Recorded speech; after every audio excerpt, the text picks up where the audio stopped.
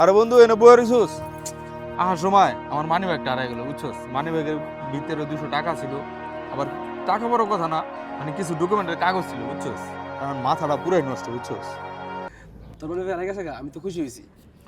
কারণ কি জানোস, আমার মানি ব্যাগও নাই, টাকাও নাই, আমার কোনো রান্নার চিন্তাও নাই। আমার মানি ব্যাগ হারাইছে, তুই আর খুশি আর কি আছে? আমি তোর বন্ধু, তোর আরো খারাপ লাগার কথা। হে না তুই আসতাছস, খুশি হইতাছস। আরে বেটা, আমার মানি ব্যাগও নাই, টাকাও নাই, আমার কোনো চিন্তাও নেই। কিছুই ভালো লাগতেছে না। ভাই এই মানি ব্যাগটা আপনার কিনা দেখেন তো, আমি পাইছি। ও ভাই, এটা তো আমারই মানি ব্যাগ। ভাই অসংখ্য ধন্যবাদ ভাই আপনাকে। আচ্ছা ভাই, আপনি যে মানি ব্যাগটা ফেরত দিলেন, ওর মধ্যে তো টাকা ছিল। আপনি চাইলে তো মানি ব্যাগটা রেখে দিতে পারতেন, ফেরত দিলেন কেন?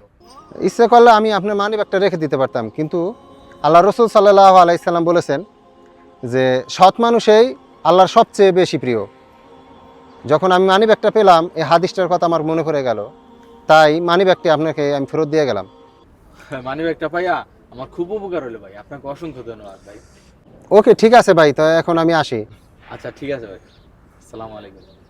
ওয়ালাইকুম আসসালাম রহমতুল্লাহ। দেখ বন্ধু, আজকে একমতো ভালো মানুষ আছে দেখেই পৃথিবীটা অটুট আছে। হ্যাঁ, তুই ঠিকই বলছো। তো মানি ব্যাগ তো পালি, চল এখন কিছু খাওয়া।